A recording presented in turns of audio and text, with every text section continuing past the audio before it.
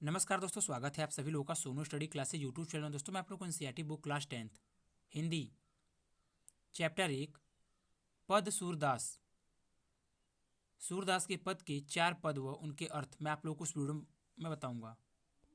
प्रश्न नंबर 1, उधो तुम हो अति बड़भागी, अपरस रहस स्नेह तगाते, नाहिन मन अनुरागी, पूरैनी पात रहत रहत जल भीतर, तारस देह न दागी, ज्यों जल माह तेल की गागरी, बूंद न ताको लागी, प्रीति नदी में पाऊँ न बोरियो, दृष्टि न रूप परागी, सूरदास अबला हम भोरी, गुर चाट गुर चाटी ज्यों पांगी। अर्थ, उपरोक्त पंक्तियों व्यंग्यात्मक है, जिसमें गोपियों श्री कृष्ण के परम सखा उद्धव से अपने मन की व्यथा को व्यंग रूप से कर रही हैं। गोपियां उद्धव पर व्यंग करते हुए कह रही हैं कि हे उद्धव, तुम बड़े ही भाग्यशाली हो, क्योंकि तुम कृष्ण के इतने निकट रहते हुए भी उनके प्रेम बंधन में नहीं बंधे हो। तुम्हें कृष्ण से जरा सा भी मोह नहीं है और तुम अभी तक उनके प्रेम रस से भी अछूत हो। अगर तुम कभी कृष्ण के सने के धागे से बंधे होते तो तुम हमारी विरह वेदना की अनुभूति अवश्य कर पाते। लेकिन हे उद्धव, तुम कमल के उस पत्ते की तरह हो जो जल के भीतर रहकर भी गीला नहीं होता है, और जिस प्रकार तेल की भरी हुई गागर को पानी में डुबा देने पर भी उसमें पानी की एक भी बूंद नहीं ठहरती है, ठीक उसी प्रकार कृष्ण रूपी प्रेम की नदी के पार रहकर भी उसमें स्नान करना तो दूर, तुम पर तो उसके प्रेम का एक छींटा भी नहीं पड़ा।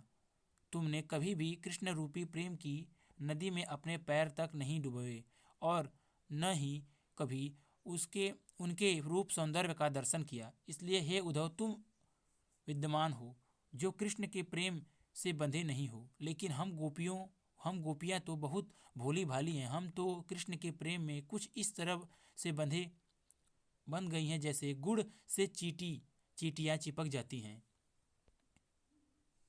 प्रश्न नंबर 2, मन की मन ही माज रही, कहिए जाई कौन पे उधो, नाही परत कही अवधि आधार, आस आवन की तनमन विथा सही।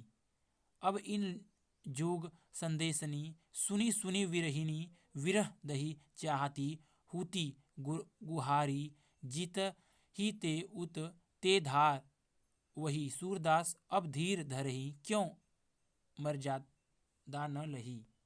अर्थात उपरोक्त पंक्तियों में गोपियां उद्धव से कहती हैं कि कृष्ण के गोकुल से चले जाने के बाद उनके मन की सारी अभिलाषाएं मन में ही रह गई हैं। वह श्री कृष्ण से अपने मन की बात कहना चाहती थी, लेकिन अब वह कभी भी अपने मन की बात कृष्ण से कह नहीं पाएंगी। गोपियां उद्धव के द्वारा कृष्ण को संदेश भी नहीं भेजना चाहती हैं। वह कहती हैं कि वह इतने लंबे समय से तन मन और हर प्रकार की विरह वेदना को सिर्फ इसलिए सहन कर रही थी कि एक दिन श्री कृष्ण अवश्य आएंगे और उनके सब दुख दूर हो जाएंगे। परंतु श्री कृष्ण ने हमारे लिए यह योग्य संदेश भेजकर हमें और दुखी कर दिया है। हम विरह ही अग्नि में और भी ज्यादा जलने लगी हैं। हे उद्धव,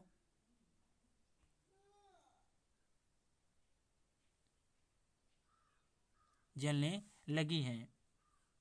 हे उद्धव, जब भी किसी के जीवन में दुखी आता है तो वह अपने रक्षक को पुकारता है, परंतु हमारे रक्षक ही आज हमारे दुख का कारण है। अब बताओ हम कैसे धीरज धरें जब हमें पता है कि श्री कृष्ण नहीं आएंगे। आज हमारी एकमात्र आशा थी टूट गई है। वैसे प्रेम की मर्यादा तो यह कहती है कि प्रेम के बदले प्रेम ही दिया जाए, परंतु श्री कृष्ण ने हमारे साथ छल किया है, उन्होंने हमें धोखा दिया है। प्रश्न नंबर 3, हमारे हरि हारील की लकड़ी, मन क्रम बचन नंदन नंदन, उर यह दृढ़ करी पकड़ी। जागत सोवत स्वप्न दिवस निसी, कान कान जकरी, सुमत जोत लागत है ऐसो, ज्यो करू ई ककरी, तू सो व्याही हमको ले आए। देखी सुनी न करी यत्सो, सूर तिनहि ले सोपो, जिनके मन चकरी। अर्थ, उपरोक्त पंक्ति में गोपियां उद्धव से कहती हैं कि हे उद्धव, जिस प्रकार हारिल पक्षी अपने पंजों से लकड़ी को मजबूती से साथ पकड़े रहता है, लकड़ी को ही अपने जीवन का आधार समझकर उसे कभी गिरने नहीं देता है, उसी प्रकार श्री कृष्ण भी हम गोपियों के जीने का आधार हैं। हमने अपने मन, कर्म व वचन से नंद बाबा के पुत्र श्री कृष्ण को ही अपने जीने का आधार माना है। हमारा रोम रोम सोते जागते दिन रात सपन में भी श्री कृष्ण का नाम जपता रहता है। इसलिए गोपिया का उद्धव का योग संदेश किसी कड़वी ककड़ी के समान लगता है। गोपियां कहती हैं कि हे उद्धव, हमें तो कृष्ण के प्रेम का रोग लग चुका है। अब हमें तुम्हारे इस योग संदेश का रोग नहीं लग सकता। हमने ना कभी इसके बारे में सुना है, ना कभी जाना है, और ना ही कभी इसको देखा है। तुम जो यह योग संदेश लाए हैं वह जाकर किसी और को सुनाओ, जिसे कृष्ण के प्रेम का रोग न लगा हो। हमें तो कृष्ण के प्रेम का रोग लग चुका है। अब इस योग संदेश का हम पर कोई असर नहीं होने वाला।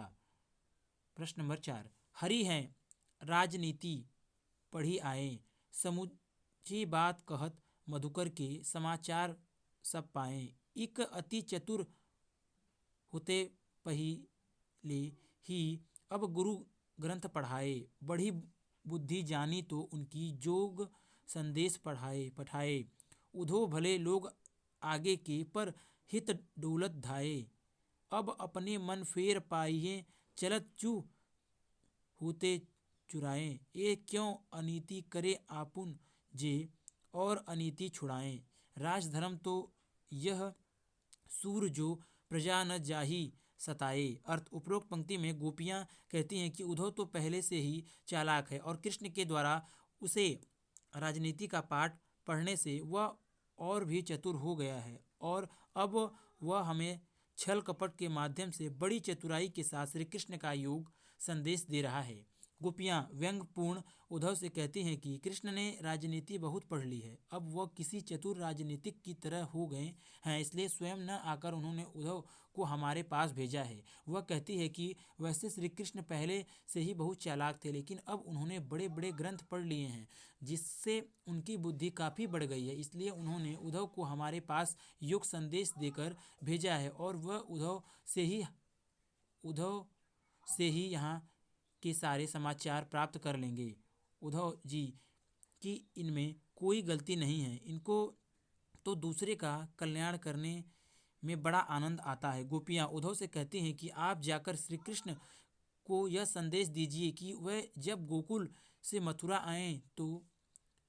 आए थे तो हमारा हृदय भी साथ लेकर गए हैं, वह हमें वापस कर दें। वह अत्याचारियों को दंड देने के लिए गोकुल से मथुरा गए थे, लेकिन अब वह खुद ही अत्याचार करने में लग गए। सो हे उद्धव, कृष्ण से जाकर कहिए कि हे राजा, जो हमेशा अपने प्रजा के हित का कार्य